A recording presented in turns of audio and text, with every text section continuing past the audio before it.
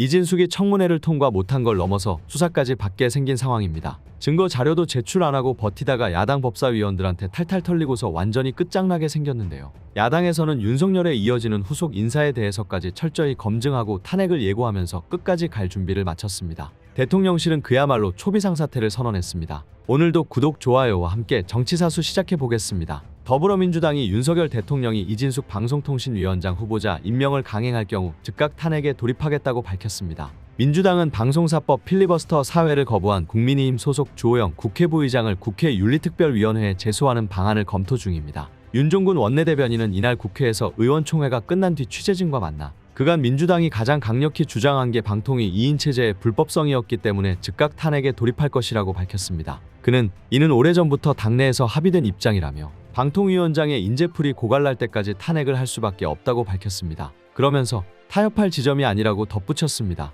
윤 원내대변인은 방송문화진흥원 임원의 임기가 내달 12일까지라며 그때까지 2차 대립전선이 있을 것이라고 봤습니다. 박문진은 MBC의 대주주입니다. 민주당은 윤석열 대통령이 이 후보자와 새 부위원장을 임명해 방통위 2인 체제를 복구한 뒤 박문진 신임 이사 선임 절차에 들어갈 것으로 보고 있습니다. 이어 윤 원내대변인은 방송사법은 재발이 되냐는 질의에 논의된 바 없지만 아마 그렇게 될 것이라고 답했습니다. 그러면서 윤석열 정권의 방송 장악을 막기 위해 할 수 있는 모든 일을 하겠다며 야당의 역할에 최선을 다하겠다고 밝혔습니다. 방송사법은 4박 5일 필리버스터에 걸쳐 이날 야당 단독으로 처리됐는데요. 윤석열 대통령의 거부권 행사가 예상되는 가운데 지난 최상병 특검법 등과 마찬가지로 국회 재의결 끝에 폐기될 것이란 관측이 나옵니다. 이날 의총 모두 발언에서 박찬대 당대표 직무대행 겸 원내대표는 윤 대통령을 향해 민의의 전당인 국회에서 민주적 절차에 따라 압도적으로 의결한 법안을 대통령이 거부할 명분은 없다. 기어이 거부한다면 기어이 독재의 길로 가겠다는 선언이라며 방송사법 수용을 촉구했습니다. 그는 일부 언론이 방송사법에 대해 야당 단독 통과라고 표현하는데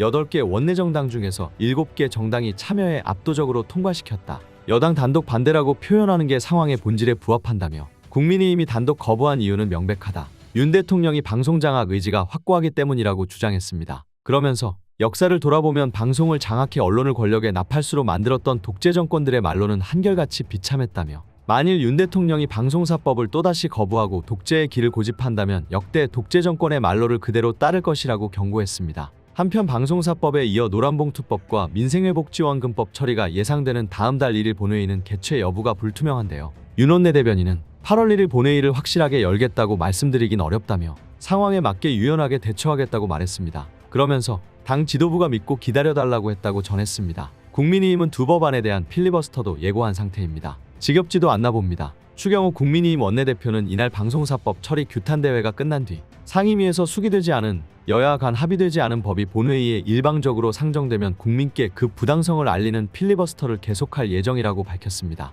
한편 일본 사도광산이 유네스코 세계문화유산에 등재됐지만 노역에 대한 강제성을 명시하지 않아 논란이 일고 있습니다. 유네스코 세계유산위원회는 27일 인도 뉴델리에서 회의를 열고 일본 니가타현 사도광산의 세계문화유산 등재를 결정했습니다. 한국 정부는 우리 조상들의 강제 노역 피해 현장이라는 역사성을 이유로 사도광산의 등재에 반대해오다 사도광산 인근의 희생자를 추모하는 전시실을 마련할 것과 일본 현지에서 매년 노동자 추도식을 개최할 것을 조건으로 등재에 동의한 것으로 전해지는데요. 문제는 전시공간에서 나오고 있습니다. 앞서 2015년 군함도 탄광의 유네스코 유산 등재 당시 일본은 조선인 강제 노역 사실을 인정하고 희생자를 기리기 위해 정보센터 설치를 우리 정부에 약속했으나 이 정보센터는 5년이나 지난 2020년에 조성됐고 조선인들이 차별받지 않았다는 내용까지 담겨 역사 왜곡 비판까지 이뤘습니다. 사실상 외교 실패로 지적받는 대목입니다. 이에 우리 정부는 사도광산 전시시설은 선제적 설치를 이끌어냈다고 주장했습니다. 그 점의 공로 정부가 아닐 수 없습니다.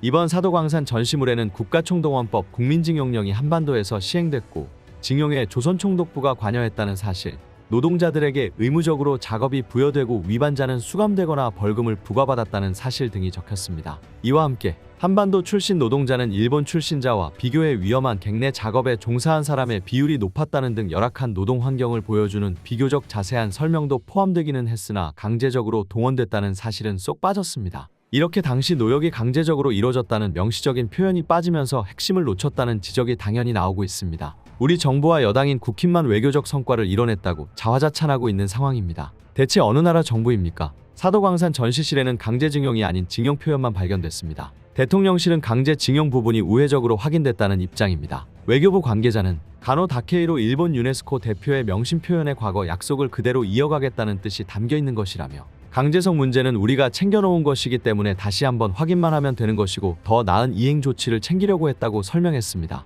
이게 말이 됩니까? 대한민국 정부가 대놓고 일본의 편을 들어주고 있는 겁니다. 하지만 일본이 지속적으로 일제강점기 노무동원이 강제 노역이 아니라고 주장하는 가운데 한국 정부가 이런 흐름을 묵인하는 꼴이 됐습니다. 정치권 역시 들끓었습니다. 더불어민주당을 비롯한 야당을 중심으로 이번 사태에 대해 외교 참사라며 비판의 목소리를 높이고 있습니다. 윤석열은 이번 사태에 대해 분명한 책임을 물어야 할 겁니다. 이 와중에 대통령실이 대통령 배우자의 일정을 전담하는 제2부속실을 부활시킨답니다. 윤석열 대통령 부인 김건희 여사를 둘러싼 리스크를 가라앉히려는 시도로 해석됩니다. 여권에 따르면 대통령실은 제2부속실을 재설치하기 위한 직제 재편을 추진하고 있는데요. 제2부속실은 대통령 배우자의 활동을 보좌하던 조직입니다. 제2부속실장엔 국회 보좌관 출신으로 대선 초반부터 윤 대통령을 도와온 장순칠 시민사회의 비서관이 유력한 것으로 알려졌습니다. 제2부속실 설치를 포함한 대통령실 직제 개편은 이르면 다음 달 마무리될 것으로 보입니다. 다만 대통령실 관계자는 제2부속실 설치를 위한 직제 개정에 착수했다며 제2부속실장이 누구냐, 구성이 어떻게 되느냐는 현재 결정된 바 없다고 했습니다. 1972년 처음 설치된 제2부속실은 윤 대통령 취임 후 폐지됐습니다.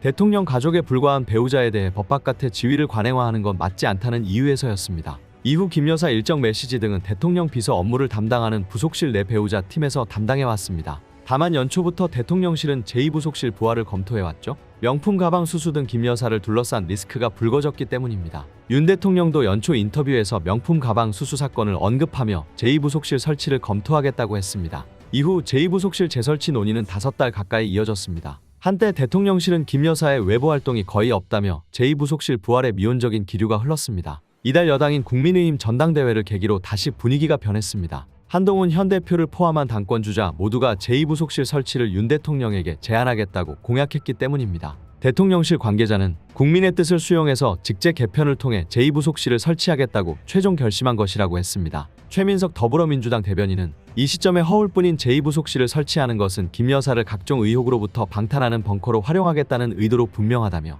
지금 국민이 명령하는 것은 김건희 여사의 벙커로 전락할 제2부속실 설치가 아니라 김건희 여사에 대한 의혹 규명을 위한 특검을 전면 수용하는 것이라고 평했습니다. 한편 대통령실은 사촌 이내 대통령 친인척과 수석급 이상 대통령실 고위공직자 비위를 감찰하는 특별감찰관도 국회에서 후보자를 추천한다면 임명하겠다는 입장입니다. 대통령실 관계자는 특별감찰관 추천은 결국 국회의 몫이다.